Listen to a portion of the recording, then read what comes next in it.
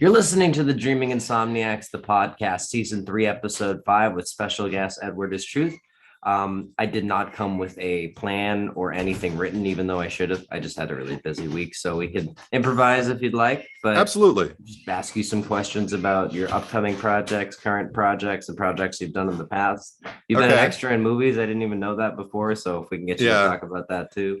I mean, yeah, immediately we want to just dive right in. Right. I think I was so incredibly spoiled because the first extra job that I had was on a show nobody remembers now called Wanted that starred Gary Cole.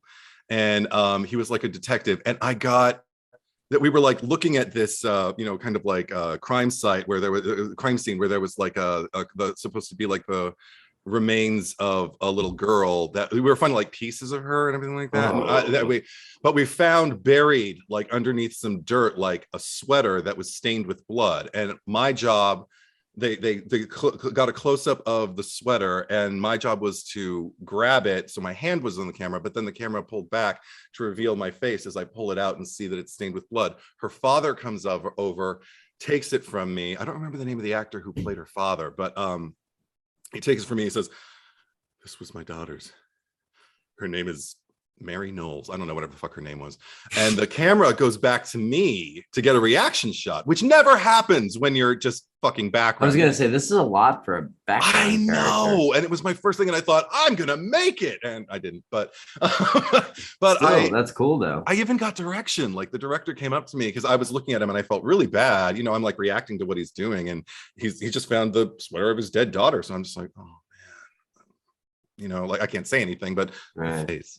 And then the director came up to me and said, "Really good. You're really with him, but you are a police officer and he's handling, critical evidence. So maybe, you could feel empathy, all the empathy you want for him, but you need to get that sweater back. He's contaminating a crime scene." So you have to like feel empathy and kind of be a dick at the same time. And the director sort of took the moment to understand you rather than pulling like on my last podcast, I spoke highly about Kubrick's films, but the way he handled his actors was not good.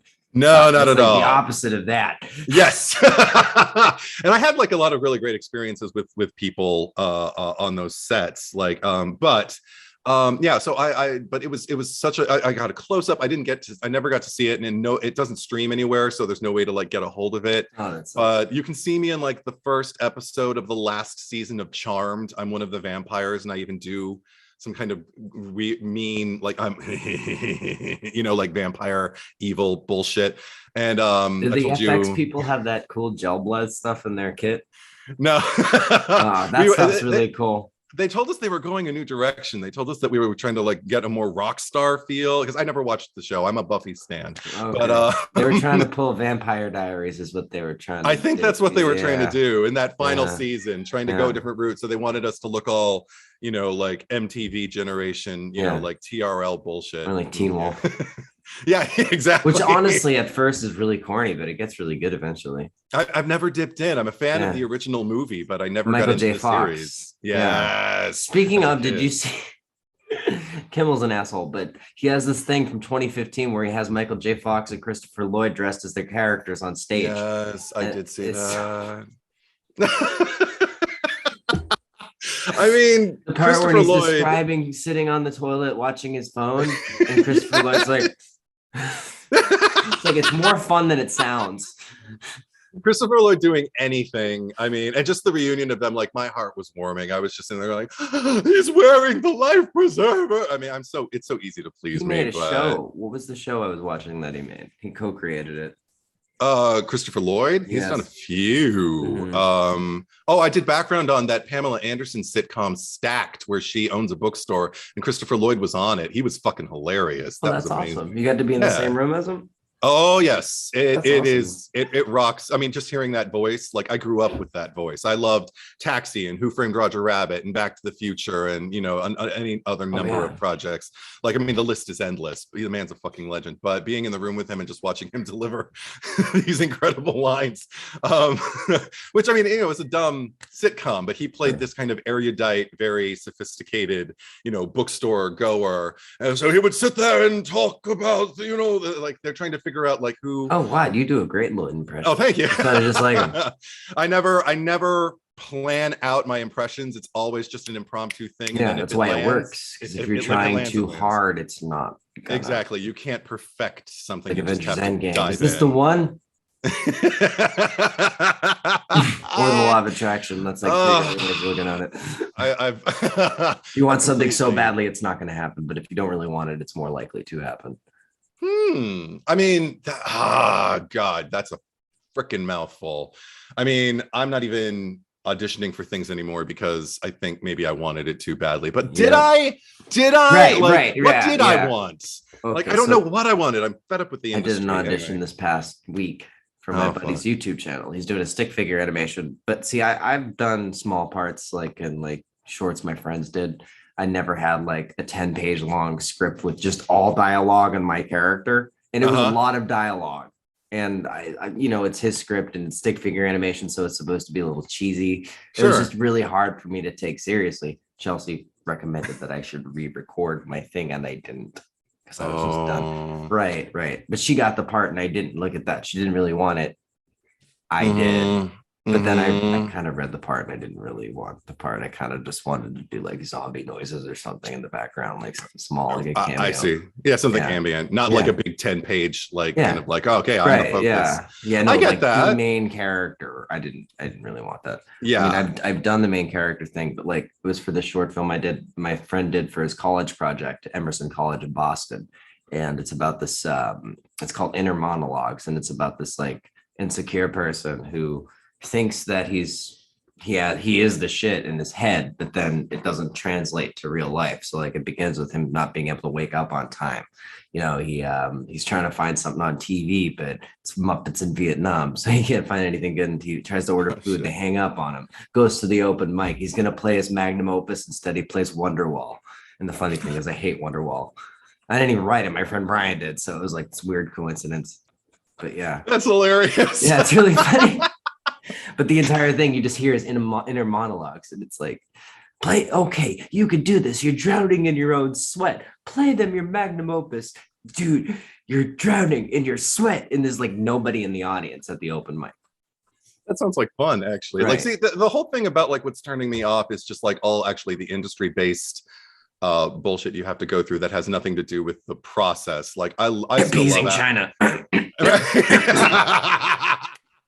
But even just like interpersonally, like the whole like kind of audition thing, like the way they break down, I don't know how many people have auditioned for things who are listening to this right now or how relatable this is going to be. But basically, like throughout the pandemic, I was auditioning for stuff, and the way they ask you, okay, start on your face and then zoom out and get a full body slate and then say your name, say your height, say your vaccination status, and say where you're located. Then zoom back in and begin the audition. We need it all in one take. Do not break it up or we will not watch it. And it's like, are you fucking kidding me? And it's like, what about and luckily I don't live alone, but if for people who do, it's like, how the fuck are you supposed to do this? You have to get really creative. Yeah, exactly. What if you didn't want to clean up that morning? Yeah, no, you have no choice. You have no choice. And then it's all to audition for this thing that you barely kind of like know what it is anyway. And then you find out the script is terrible. Exactly. Or that the director is a complete shithead who will not like have your back, and you're not going to have fun on this. You're going to just do it for the paycheck. And that's not why any of us, like get into that business like to begin with. It's just like, because there's a lot of injustices though in any industry, especially when dealing with the entertainment. Like I said, before I live in Florida, so there's a lot of shit around here. For me though, like the biggest one right now, at least with movies I love, is the co-writer of Scream 5 in 6, Vanderbilt. I have a problem with that guy. Not only did he ruin the Amazing Spider-Man movies with his trash writing, but he fucked up the Scream and Stab lore in the last movie. You know the movies, obviously. Yeah. Right? Okay. Scream 3 takes place in 2000, right? We know this. Even though it was filmed in 99, it takes place in 2000. Scream 4 takes place 10 years later, which would make that 2010. Okay. So they misreferenced that Sam's character in Scream 5 saying Scream 4 took place in 2011. Scream 4's actual opening scene clearly establishes, right, that Sidney Prescott's only in the first 3 Stab movies. But in Scream 5, apparently she's in every single one. Right. And Judy was a character in a Stab movie, according to Wes, but there was no Stab movie in between Stab 7 and 8, in between Right. Scream 4 and 5, before I Scream hear 4 and you. 5.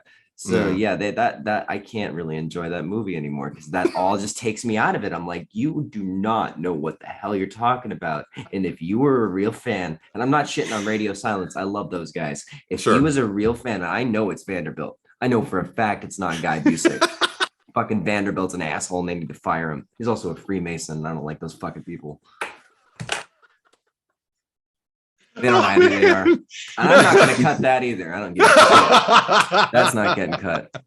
People are getting 100% Hashtag fire James Vanderbilt and stop hiring him. Hire better writers. I mean, Scream Legacy, Zach Salazar's movie. He did it better. And he's a fan. He did it better than that fucking movie, and he's a fan. Well, see, that's another thing is like, I am stunned with, I mean, maybe I should get, like, I've already kind of like stepped away from acting, at least for, I don't know if I've stopped, but I've paused. And I don't know, I don't know if I'm going to come back, but the thing is also acting doesn't need me because more than ever, I'm seeing actors who turn out beyond serviceable, like endearing and captivating performances on kind of every platform that is producing content. The actors are very rarely the problem for me. The problem tends to be with the writing, with the direction, with the directions, with the crews. There's always like this one fucking creep they hire on the crew, and it's like, nah, you don't need that. Yeah. So it's just, so I don't know, maybe I should just start doing more shit behind the camera. Maybe that's what this. Yeah, that's what I'm saying. Create it. Do like projects with your friends, make films with your friends. Don't worry about the conglomeration. You know what I mean? Yeah. To be and also just like to be a fan, creating and to be motivated by that, because that's exactly what we need. Like Love. So many times on the Cherry Picker Pod that when I'm having the conversation with Zach, like what comes up is the studio intervening. Shout out to Zack Cherry. Yeah, shout out to Zach. But where the studio intervenes where it did not need to, like the film would have been perfect, but because all of a sudden you've got your eye on another property that's all of a sudden surging in popularity and you're like, we need to make that thing. It's like, no, you need to complete this project, see how it does, because you could be a trailblazer with, with your own project, and then you can make your little copycat thing that's safe and then see which one does better. Like, I don't know if you know this, but Scream 4 is that instance right there. Yeah, absolutely. Now the opening scene, the ending with the hospital. I mean, we wouldn't have the sequels now, which I'm grateful. Maybe not, actually. Now that I think about it, because of Vanderbilt. But no, it's fine. There's great parts of 5. I love the parts. A lot of parts, like the CG, like the not CGI Westkill. That's great. But what was I saying? I kind of lost my train of thought. It's okay, just go. Scream. We're talking about Scream. We're talking about Scream 4. Yes, the opening and the ending were added by the Weinsteins because they didn't like the fact that the opening was too scary. With with Brittany Robertson getting killed instead of right, which is way better. It's way scarier. I know. They cut a lot of stuff out of the movie, and then they made them add on that shitty ending. It would have been way better if it just ended in the house with Jill and Sydney, and you don't know what happens. They could have made Scream 5 with that still, even it would work. Well, I mean, okay, I dated someone, a screenwriter who was lined up to write Scream 5 that was supposed to follow right on the heels of Scriforum. And he told me, and I can't remember because I was drinking too much on the date, but I remember he told me what his idea was for the premise, the pitch that he had, and that they were really, really excited about like going forward with it. And all I remember was it all led back to the initial film, and there was some kind of reveal about Billy that we didn't know before. And it sounds very Roman-esque, but it wasn't. It was actually, when he told me, I do remember my reaction being like, that sounds really. Oh, would it have been better? Do you think they should have hired him instead? Yeah, they should have. But you know how it is. And again, in the industry, everybody works on everything for like about 5 minutes, and then it doesn't pan out because they hear a hotter name, or somebody has a friend that they want to hire and they want to work with, or someone's just put there. Or somebody says like one wrong thing. Like I always think about even like with people that I admire on projects I admire, I think about like an old story about Mike Nichols when he was working on his first movie, Who's Afraid of Virginia Woolf. He was adapting the play and he wanted to shoot it in black and white. And he had a potential DP who he was having a meeting with, and he liked him, and they collaborated, and they were doing all their pre-production and everything like that. And all of a sudden he knew the studio wanted him to shoot it in color because they didn't want a black and white movie in the 60s. And he was like, it's not going to work in color. We have old age makeup on Elizabeth Taylor's face. If you do it in color, it's going to look like shit. I mean, shit, you had Liz Taylor in the 60s. 60s. You should put that in black and white. Exactly. Classic. Yeah. And they're just like, and so the DP said, we could shoot this in color and always just flip it into black and white, eventually. And Mike Nichols like, well, I'm really sorry to hear you say that, because now I have to fire you, because now I think you're a mole put in by the studio who's just gonna deliver it to them in fucking color. So you're fired. Yes, because that does happen all the time. I mean, look at Mallrats, right? Oh my Clerks God. comes out and black and white. Black and white. There you go. Clerks comes out. He's making Mallrats. Yes. He goes from Miramax to Universal, which might have been a mistake, but maybe not. Huge I don't mistake. know. I mean, it got him where he is now, but they were trying to get rid of Jason Mewes and replace him with Seth Green. Like they were actually trying to take Jay out of the equation of the Jay and Silent Bob and make it Seth Green and Silent Bob. That would not have worked. No, I love Seth Green, but he's great as Scotty in Austin Powers, but yeah, totally. He's not Jay. No way. Jay is Jay. Jay is literally Jay. Jay is literally Jay. No one else. I mean, you can try to like put in that guy in Freddy versus Jason, and we all get the reference, but it's not Jay. It's not Jay. That goalie was pissed off about something. But no, I love that you're talking about Kevin Smith, because I was just thinking about him last night. I was watching. He's in Scream 3. Yes, he is. And so is Jay. Yeah, exactly. But I was screening Jaws last night for a pod that I'm recording later with Zach. We're going to talk about Jaws. That was filmed where I'm from, Martha's Vineyard. I'm from Massachusetts. You're from you said Massachusetts, but I didn't know Martha's Vineyard. Awesome. Yeah, so I was watching it. I had forgotten that I actually associate that, like, comparing the war wounds, the battle scars scene more with Chasing Amy than I do with Jaws. Where oh my God, I didn't watch that movie until last year, and that movie is so fucking beautiful. I love that movie.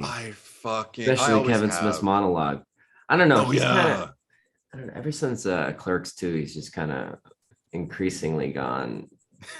I mean, I love him as a person. Maybe he talks a lot too. He talks a lot too much. Yes, he can be a little annoying, but I do love him as a person. But his films, Tusk was Tusk is its own thing. But other than that, his films, I can't even compare them to anything else in existence, because there's nothing else like it. Even though the Human Centipede is a thing, it's still the most original movie I've ever seen. Everything else by him has kind of gone increasingly downhill.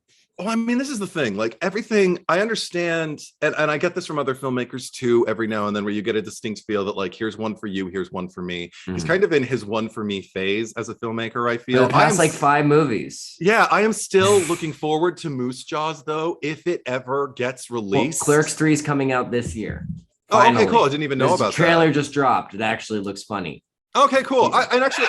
I am a fan of Clerks too. I appreciate, like, the nostalgia of it and the looking back, like, for like I'm older and looking back. Donkey thing, though, that's where I'm like, you don't need to have that in there. You really don't. But the fact that, like, I love that Rosario Dawson was asked, like, what motivated you to be in Clerks 2? And she's like, the donkey show. I've never heard of one before. I had never seen one before. And I knew I wasn't going to see a real one, but even just to be in the room with, like, a kind of atmosphere that would happen in, I knew I wanted to be in that movie. The funniest part about that was the fact that they thought it was a lady that would be with the donkey. That was... And also, it just changed the whole demeanor of the room at that point. Yeah, right. Also, I mean, is what's his name? Is it Elijah? I haven't seen the movie in a minute, but the kid that looks Elijah. Yeah, I'm a huge fan of Elijah. He is. Okay, so you don't look good. Oh, that's too bad. That's too bad. Yeah. He looks like he's kind of like got a Haley Joel Osment now thing going on. Oh, okay. Who also just let himself go. Was in Yoga Hosers and and Tusk. Yes. And Tusk. Yes. Yeah. Yeah, I mean, and Yoga Hosers is another one, but it's like it's got that midnight movie. I skipped that one. I definitely skipped that one. I've seen Tusk a lot, but I skipped Yoga Hosers.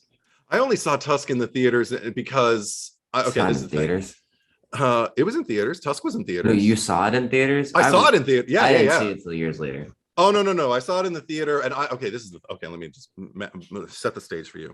I go into the theater. I know I'm seeing, like, all I know is the Kevin Smith horror movie, because I wasn't following him on the internet that much at that point. So I hadn't heard the podcast where he had the idea and like that. So yeah, and I loved it when I listened to it in its entirety afterwards. But where did you find it? Because I couldn't find it anywhere.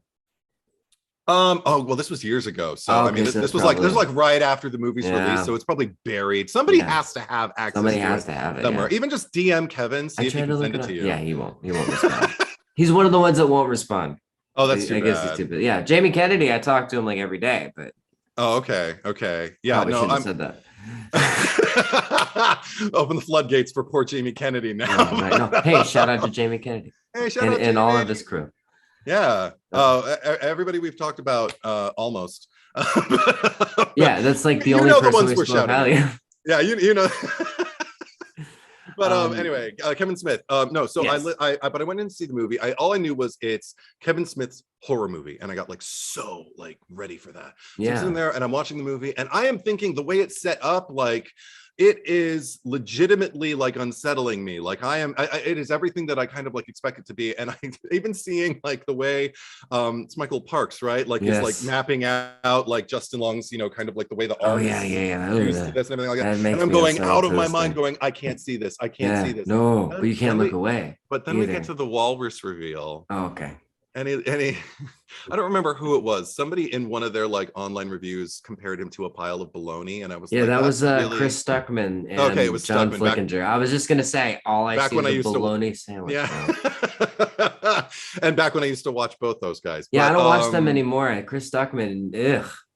He at a certain point he he went turned downhill. a corner. He hated movies at a He certain was point. really It was like so sweet, joyless. and then he became just joyless. Just like But also, yeah. he had Christopher Sabat on his channel at yeah. Funimation, and I've talked to Stephanie Nadenly, who played Gohan in Dragon Ball Z originally, and there is a casting couch run by Sabat.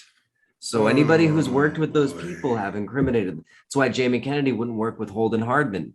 The dude was trying to harass him to work with him, and Jamie was responding to me. This dude was jealous. I offered to collab with Holden before I saw that he took a phone call from Sean Schemmel after this whole thing with Vic Mignogna, where they're saying this dude's an abuser when they're literally the ones abusing people and covering up like child abuse and a bunch of shit at Funimation.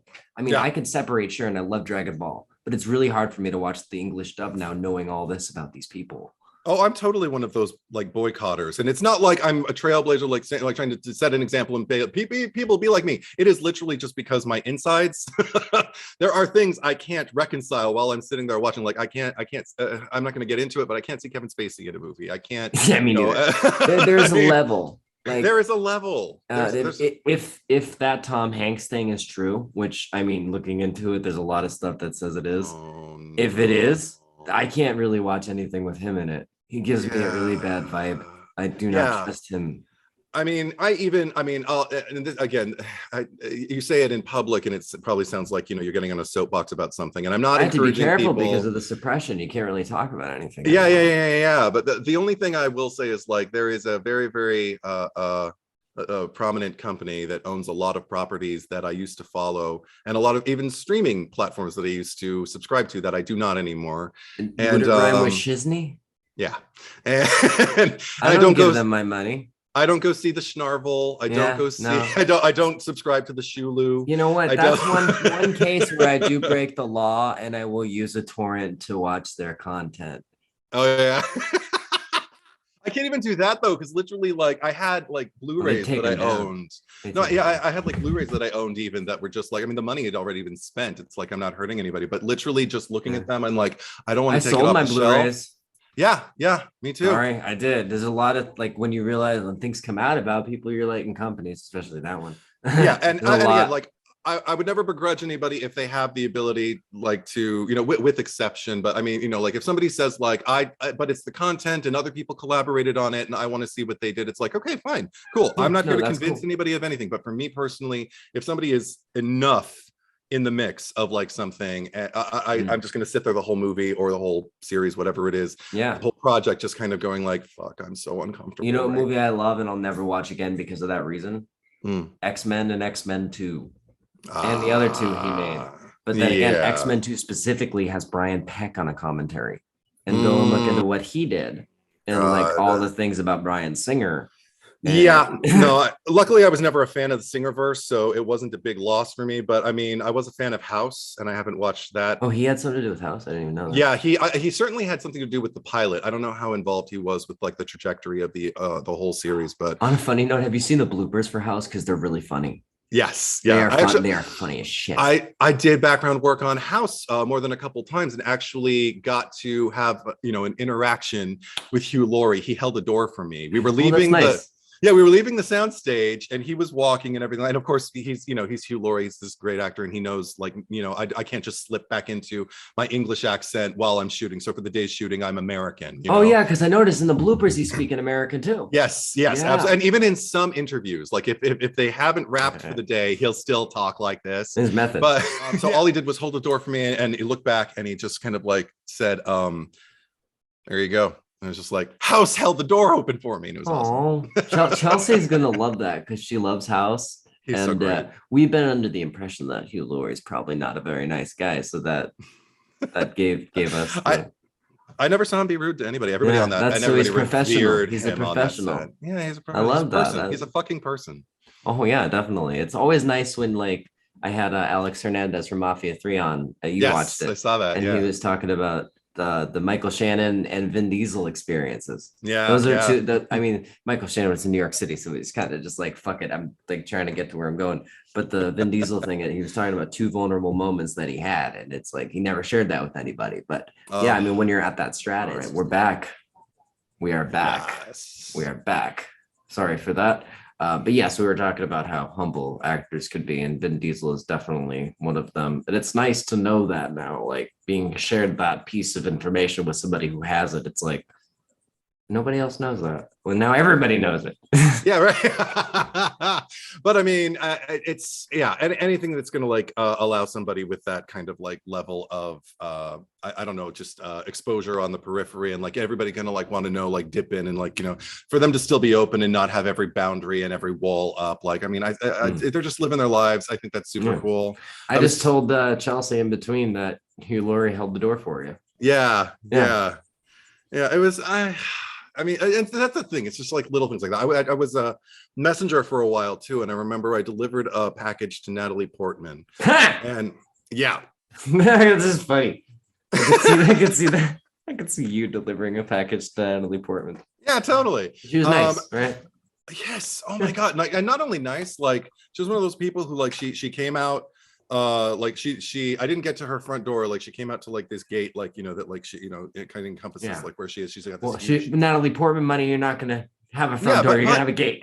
But surprisingly, like not like a big like kind of Bel Air gate or anything like that, just kind of like a gate, like a brick wall, and you're just kind of like, oh, and there's a huge like when I was there, I don't know if it's there anymore, huge overhanging like bush, so you can't like climb over and shit, or jump Privacy, up and try to see what she's up to. But it's not like in your face. Yeah, but she opened up this door in the wall, and it looked like a little, I don't know, like I felt like I was in a secret garden or something like that. Like like enchanted secrets, like you could like, when she opens it and everything, and then there's just little now, and I didn't know I was delivering to her because they rarely use the real names of the people you're delivering to, because they don't want you to associate a name with an address. Yeah, because then you know where they live. Yeah, exactly, and then it's written somewhere. If somebody gets a hold of it, then they know where they live. And so I remember she opened up her own door, and she was there, and she was like, hi, and I was like, oh, hi. That's a like surprise. Yeah, literally like that. And then she was just kind of, and I was like, I'm just gonna need this sign here. Yeah. And she was just kind of like, how's your day going? And I'm like, oh my god. I'm just like, oh my god, like I am like I am a Kinsey 5.9 with a line over it. I am like as gay as I could ever hope to be, and it wasn't like that. But I was agog. I was like, so pretty, such positivity in her energy, like, and like this is somebody who does things and believes in things and chases things and everything.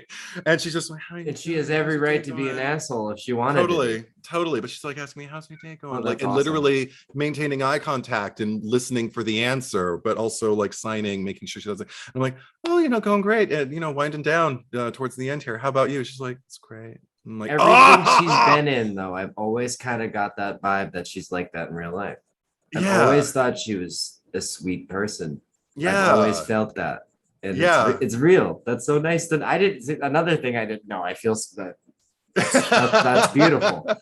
Prior to that, anybody can portray themselves any way they want in interviews. Yeah, no, absolutely. And actually, I've seen her in some interviews where I'm just kind of like, you're warmer than that. So maybe they made you uncomfortable. I don't know. Like, did she do Between Two Ferns?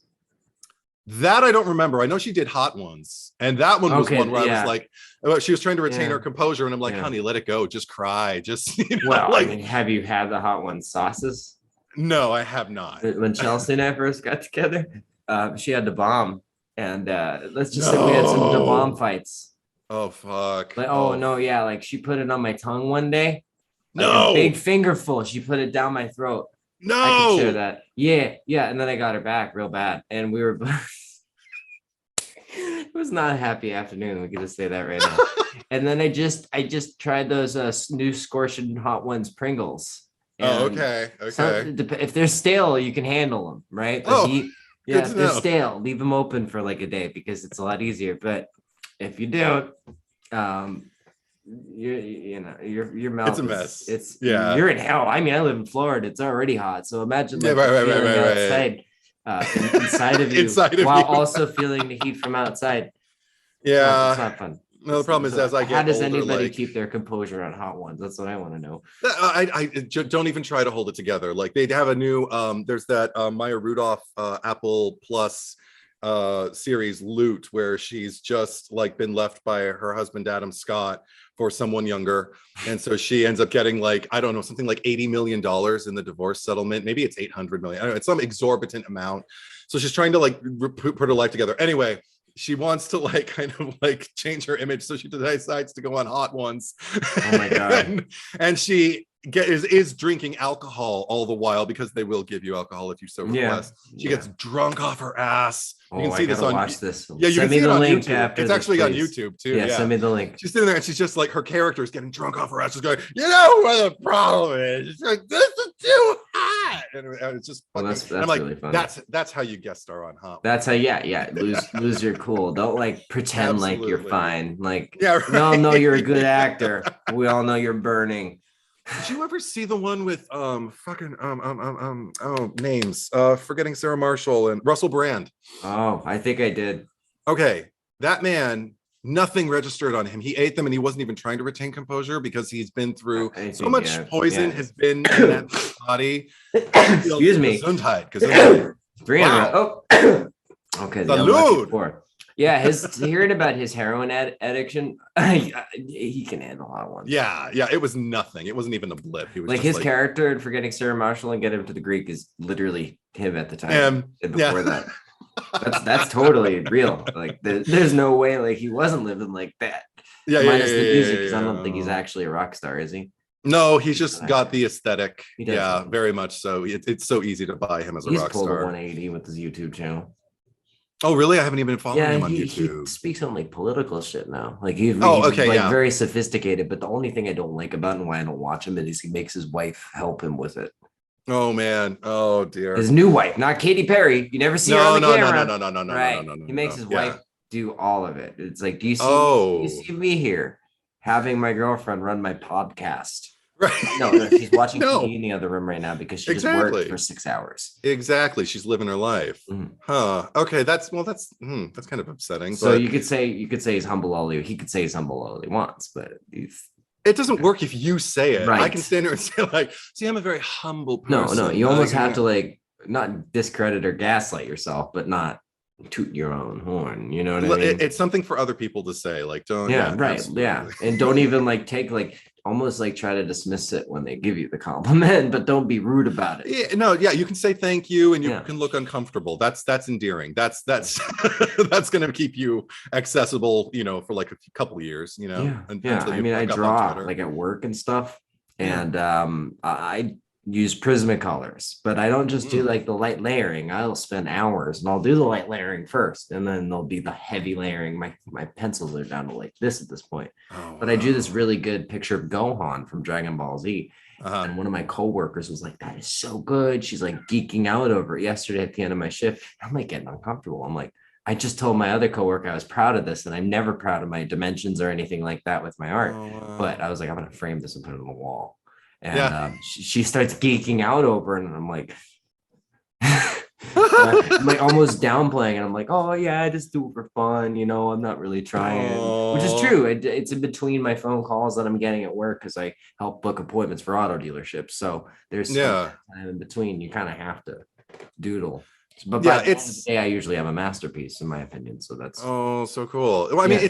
it's a skill, like being able to like accept compliments and even being able to like just kind of be in that arena of like attention on you and what you do with it. Yeah. I remember while I was growing up, I remember people, Right. like would pay me compliments after I got off stage or something like that for, a job I did, and I'd just go, ugh, literally like physically retch. And that's so insulting. It is so rude.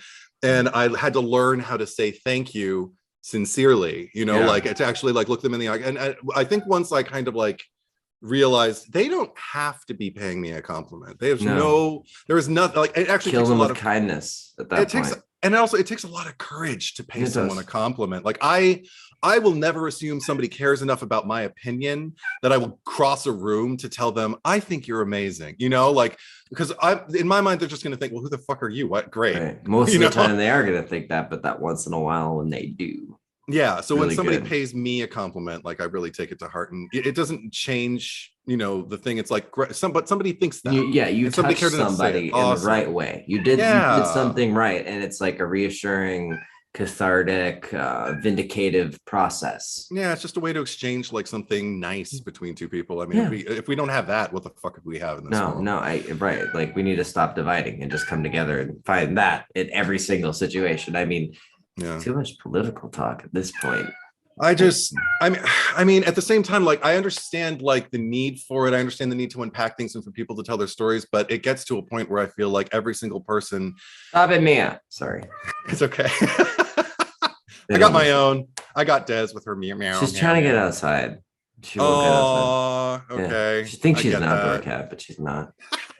Back to what you were saying. I do apologize. No problem. What was I saying? No, but I mean, in terms of like, I think listening is a big key too. I mean, for somebody who talks as much as I do, that's probably humorous to hear me say, but trust me, I talk too much, so I understand. Cool. So there's a balance. Awesome. We even each other out.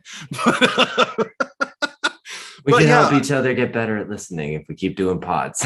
Yeah, right. Exactly. Like, and that's another thing. That's another reason I love listening to podcasts now, is just because I love that I'm in the passive situation. If I do have to stop listening if I get to a point where I feel like my voice isn't in this room, like there's nobody counterbalancing. If it's just kind of like an echo chamber and a bunch of people just kind of like agreeing on shit, yeah, that does suck. I'll just be like, is anybody going to like George Lucas making the prequels? Yes, Mr. Lucas. Yes.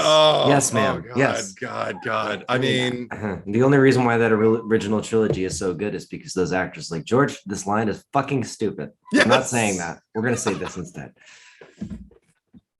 And because he didn't have free reign. Exactly. Like I love. He didn't even direct the second two. No, I love when directors or producers or any kind of creative mind or hive mind have limitations. Limitations give you so much more to figure out, and it just gets you more in the mix. Like it's not like smooth sailing. It's like, fuck, what are we gonna do? And that makes, I mean, it can. It doesn't always. I mean, sometimes you can have a hell shoot and have a shit movie, but it's ultimately like it's about the effort. It's about like, the intricacy and the attention to detail and also knowing when to let something go. It's all a fucking balance, and I just feel like I'm getting so vague. And so before I lose it, I do want to make a point of the compliments thing, right? Yeah. So the last episode, I had a buddy of mine named Luke. He does a YouTube channel called The Big White Gun, and I had no clue he's like the most famous person I know. And I just met him at a show that I played. He was just randomly there. He has like 180,000 subscribers. It's crazy, right? Yeah. It's just for making stick figure animation. But he's an OG YouTuber. He started back in 2009. Yes. But I played the show, and my leads weren't the best. Okay. I was goofing, and the video is edited precisely to make it look like it's not as bad as it was. Yeah. But this guy who runs events and festivals around here named Phil, and I didn't piece it together until a few months later. He said this like backhanded compliment to me after my performance, like, "You're almost there, Joe," or some shit like that. And what's really funny about that is that video has like 3,500 views. The top comment is from Jamie Kennedy, and in the audience of the video is the most famous person I know. So Phil can go fuck himself. That's what I think. He works with shady people anyway, so I'm all set with that. So music has it too. music has a lot of Absolutely. Any kind of entertainment, anything where you're like creating something for public consumption, like yeah. absolutely. Anytime you have to hear feedback about something that you have poured your heart or your soul or your guts or however it manifests for you into, you're going to bump up against people who are going to say the wrong thing. You're going to have to learn how to carry they won't it. like you just because they don't like you or they hear something about you that's not necessarily true. Right. You know what I mean? It's like people gossip, they talk shit, and a lot of people in the entertainment field will do it. If they don't like you for some stupid fucking reason, they'll say whatever they can to other people so you don't get gigs, you don't get shows, you don't get jobs. Right. It's ridiculous. But the real ones, the ones that look past the bullshit and actually get to know you for who you are, those are the ones that are worthwhile anyway, because you're just weeding out the fakes at that point. Sure. And also the ones who are like in the mix for like the long haul, who have actually like kind of like been embedded in the industry for a minute, kind of know what to look for and know like, oh, you're really sounding off about this person and talking shit about them. And you were talking shit about somebody the last time I saw you. And I met that person and they're actually pretty good. I mean, you know, like and then it discredits the people talking shit eventually. It's like, yes, sometimes it's instant, sometimes it's a catch up, but it's a karma game, honestly. Yeah. You really kind of just gotta wait it out. You get what you put into it, really. You get what you put into it in the universe. And if you're putting that shit out there and you're always just talking shit about somebody, especially if it's not true, right? If you're saying something that's true about somebody and it's warranted, go ahead. Be honest. Speak your mind. Yeah. But if you're lying about somebody just for your own gain or clout, then that's going to come back. And it's not worth putting out there. Sure. I mean, well, I mean, I always liken everything to auditioning or dating. It's like if you were, if you're like sitting across from somebody, whether they're auditioning for you or dating you, and they're both kind of the same thing, you know, trying it out to see like, is this something I want to invest in for the long haul? But right. That's true. That's very true. 100%. Because especially like with the TV role, if you have like a main role in a TV show, if the script is bad and the crew making it are not a reputable crew of people that know how to get shit done, then you're not gonna be more willing than if it's like a reputable crew who actually does their job, who love what they do, who actually care about the product at hand. And like you were saying with that director you had that took the time and was like, okay, we need you to do this, rather than like pulling a Kubrick where it's like, nah, fuck you, to get you to a point of like that. Or like pulling like a Wes Craven, right, with the whole Drew Barrymore and like calmly, understandingly, but also bringing up a fucked up article about dead cats that made her cry, but also being sweet about it. Like there's a way to do it, and I've been saying it, and I'll say it again, that the film industry needs to get better again. We need good movies. We need real sets, less of a reliance on CGI. Yeah, we need good directors who take the understanding and time to cater to the actor rather than being abusive or covering up somebody else's abuse, whether they're a producer or something else. I know. Change. It's so it's so like what's the word I'm looking for? Insidious isn't the right word, but I mean, just kind of like omnipresent. It's a beast. Like, it is a beast. It is a beast within a beast within a beast. And I think that's why another reason why I had to walk away from it. It is because this is the thing, is that it's inescapable to an extent. I don't mean like you're right. We're Scream fans. Look who produced those. Yeah, right. And I mean, also the legacy, when you consider like how embedded it is like into, and this is true. I mean, you know, we don't have to get political. I feel like this is true kind of about everything beyond industry. Is just about like any large entity that is comprised of a number of people, so many so that it's difficult to keep track of them. And you're going to get patterns. You're going to get destructive patterns. You're going to get abusive patterns. You're going to get people corruption of power, and unequitable distribution of power and everything. No, you're right. A lot of it too, upon doing research, has to do with a company called BlackRock.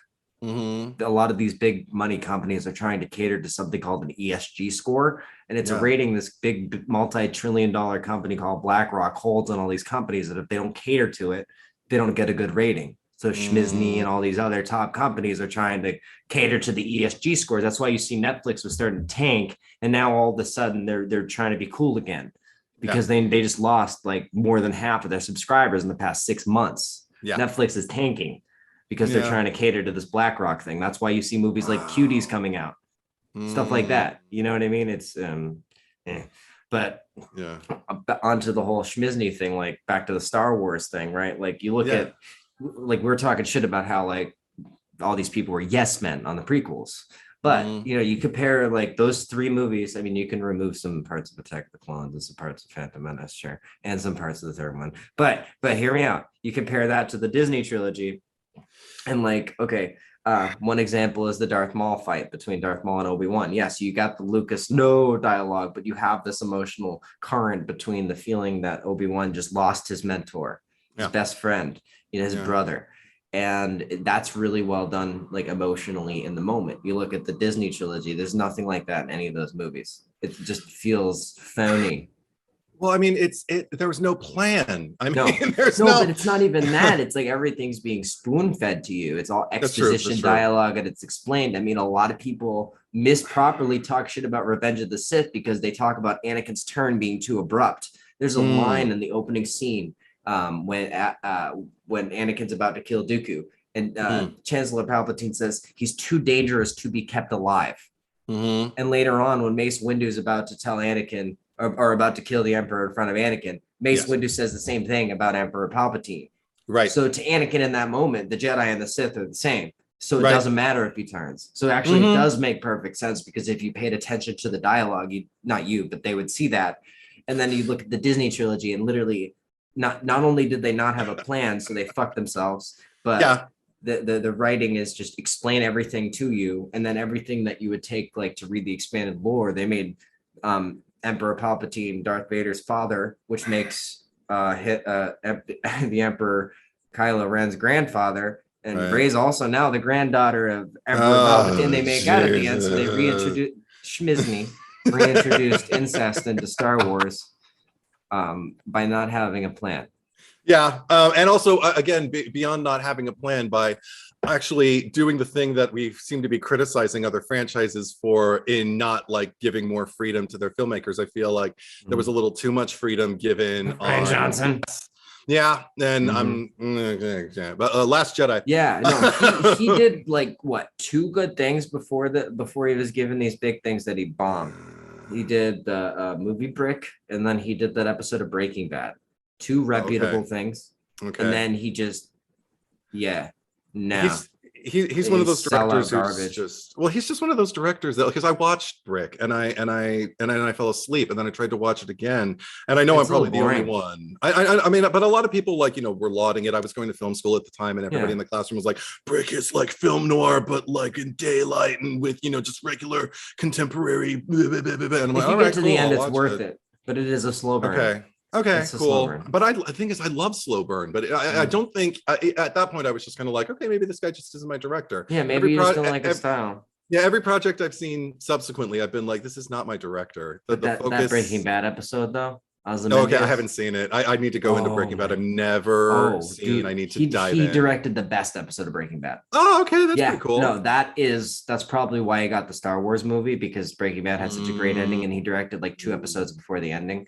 Okay. And it is the best episode of Breaking Bad. It really is. Sweet. It's fucked, because you're waiting these. I'm not going to tell you anything about it, but you're waiting these 5 seasons for all these events to like happen, and you're coming to that point. You're at that climax, and the week before that, I watched it as it like aired, right? And there is the worst cliffhanger you've ever seen the week before that, and now you could just like, you know, wait 10 seconds and it'll be on. But the 7 days that I had to wait to find out what happened, and the way that episode was made, that Rian Johnson did with that episode, I mean, aside from Walt's bad, I think he had a wig because he was shaving for it, so he had a really bad wig. But the way that he directed that was like, it was so perfect. It just did everything that 7 days I waited was worth it, because of how well done that episode is. But that's great. You did 1 40-minute episode of a TV show. Yeah. That's the only reputable thing I see in your career. Looper was not good. I couldn't even dip in. I Looper tried. was not good. So like, and it didn't make sense. And I'm not a Knives Out fan either. I'm not a Knives Out fan. Why waste Laura Dern's character with SJW propaganda? Oh my God. You put the Queen of Jurassic Park in Star Wars, and that's what you do? I didn't understand, what are you saying? Like, because okay, I understand, like, okay, are we taking a position where, you know, this character who we actually were Right. really endeared to is I was now gonna like say it being would kind make of- sense if it was somebody else and not Poe. yeah, right. But Poe's like doing the right thing, so the movie kind of pins you just not to like her. exactly, but also, but because like he's being so impulsive and not listening to her, she's the one in power. It's like, okay, dude, you got to like check yourself. That's your boss right now, and he's not doing that. So it makes me dislike him. But then You also understand it because if you put yourself in his position, it doesn't matter if she's a woman or a male. You'd probably do the same thing if you were Poe. right, I would, but I'd now say, that no, fuck it, we're doing this, but then you realize you're wrong because it's like, oh no, there was a plan all along. but and then also at the very end, Maybe that was Ryan's plan, is there though. one point where they had like an exchange between Leia and Laura Dern, and they're both standing there and they're just kind of like, I like him. Me too. Oh, like, I liked that. That was funny. I didn't like. I was just like, wait, what are we? Why? Right, but like, what this are we is- watching? This is It's not. oh Star my Wars. god! I no. I actually No, think my like- favorite part of her character was when she drove the ship into the Star Destroyer, which didn't make sense either. One was okay. Also, another script issue with that. Okay, this movie has a worse script than Attack of the Clones.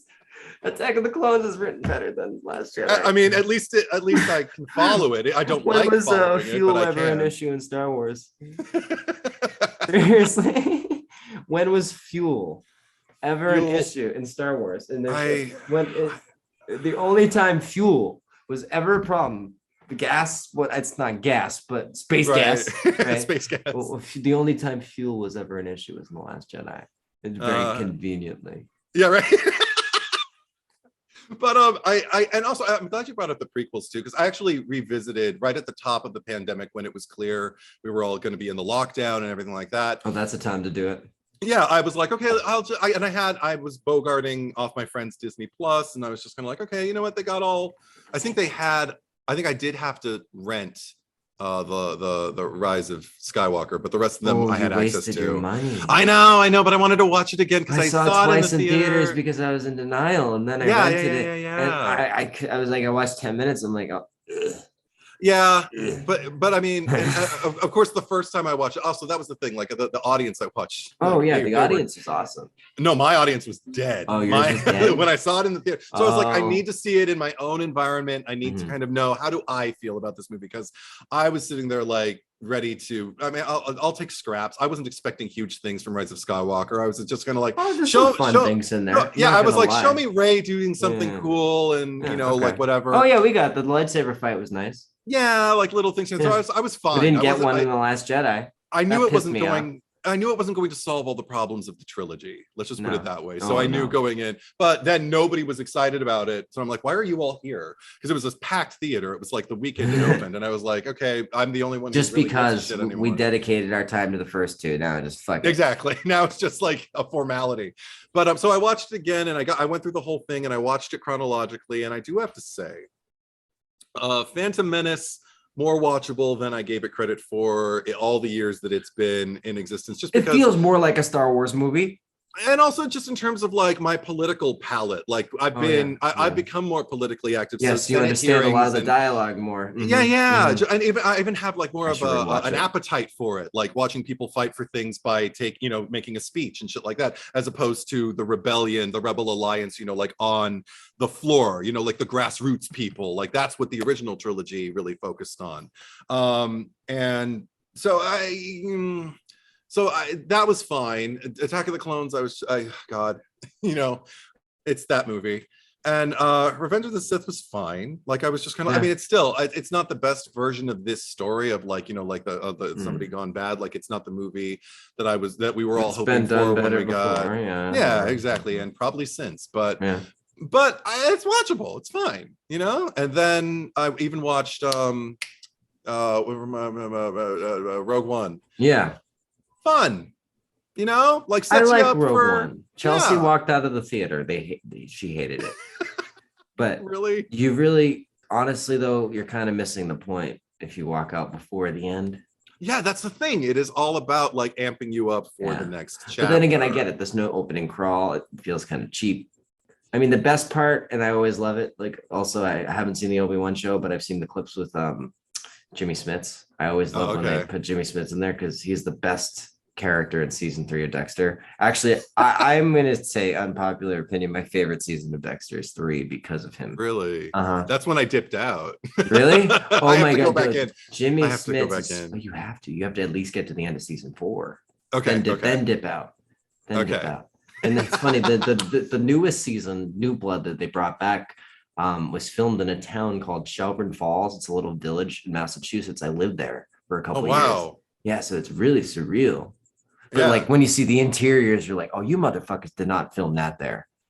I know what you're trying to do here. You're trying to make some place that doesn't exist. And you're saying it's New York. That ain't New York. Yeah, right. That's Shelburne Falls. Oh, I love that it's shit. because the creator is from he's from Dorchester. I didn't even know that. It also No. it has 8 minutes left. So if you want to keep going, we can. But Yeah, if you sure. also want to like it No, will like- take a minute to re-download and Yeah, no, all let's we'll let it peter out naturally. Like, yeah. Okay, yeah, I'm cool with that. I'm cool with that. Yeah, totally cool. So is there anything else you want to talk about, like for the like upcoming podcasts? Let's give Zach a plug. I know he's coming back on here soon too. Yeah. So you'll all see him soon. But Zack Cherry and I do the Cherry Picker podcast. It's on YouTube. It's on all platforms that you can get, like, you know, your audio only podcast stuff. And it's next episode that we have coming up as of this recording is, God, I always forget. I'm like, I have to ask him even at the end when I'm saving it and exporting it to him. I'm like, what did we just talk about? Oh, it was Identity, that semi-obscure, like it's got a cult following, but you know, John Cusack and a bunch of people, everybody's in that movie. Ray You guys Liotta. just did Jordan Peele's movies as well. Right, we did Us and we did Mhm. Get Out in anticipation of Nope. Nope. Mhm. And yeah, and I'm so excited. I'm looking forward to it. I don't want to get too excited because I just want to have the experience. I just I'll want be to go honest in. with I just you. want Us, I hated it on my first watch. I did not really? understand it. I said it was stupid, to. Uh-huh. but I was also drunk.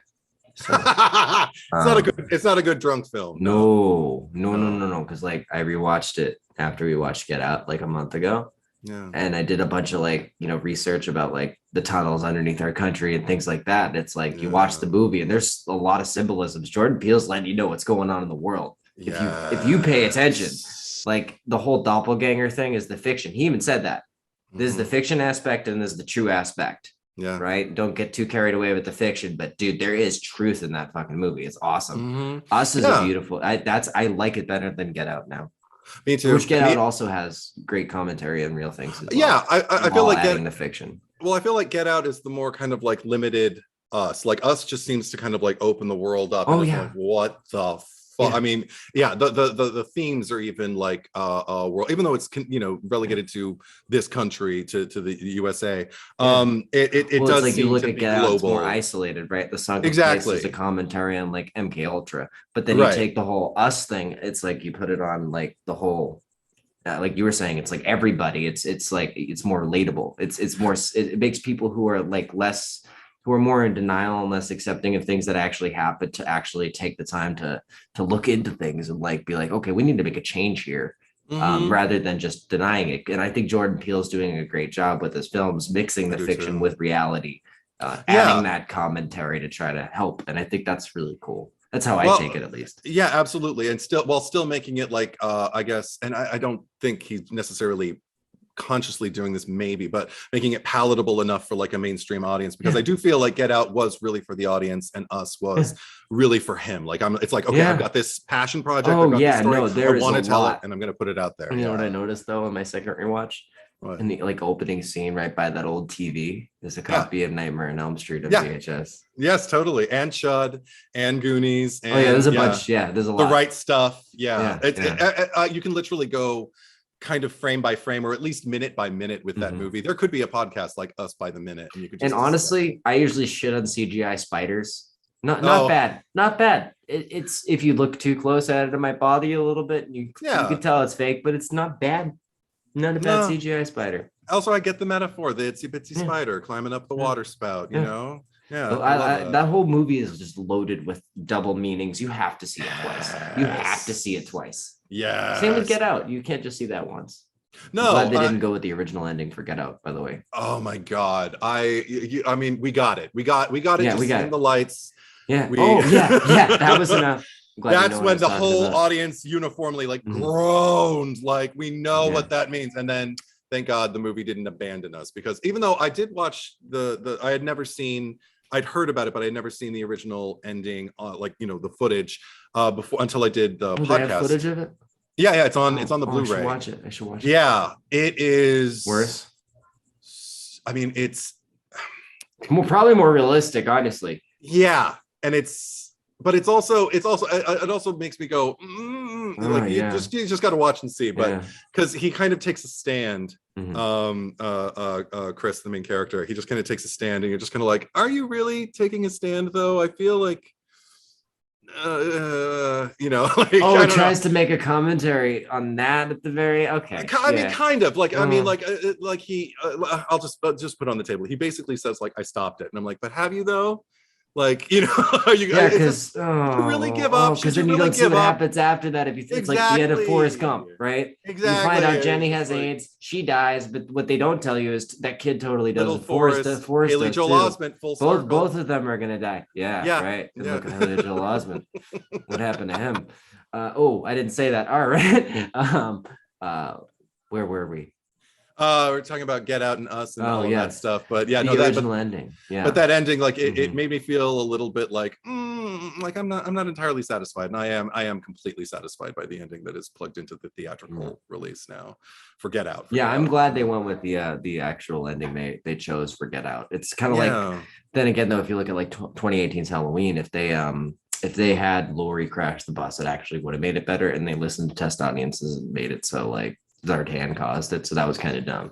All right, so do you have any final words you want to say?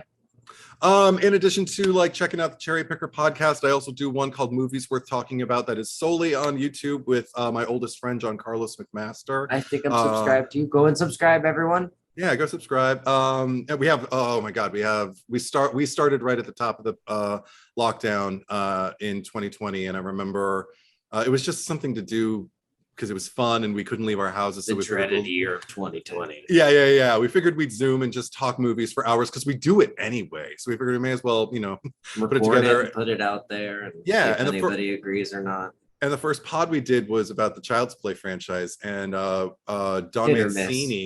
Mancini reached out to us and thanked me in my Twitter DMs, like, which I'm never on Twitter, but he thanked us for like all our kind words, and he was working on the script.